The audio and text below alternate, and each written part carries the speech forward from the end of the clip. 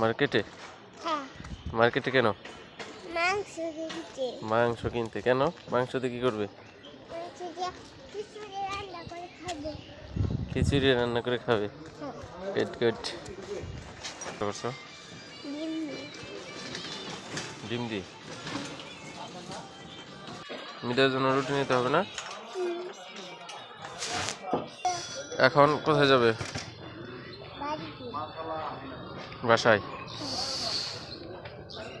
সকালবেলা। আজকে এখনো রোদ ওঠেনি না? আজকে রোদ ওঠেনি এখন। তারপরে পরে পরে কখন? রাতে। বলো কি? দেখা যাক। চলো,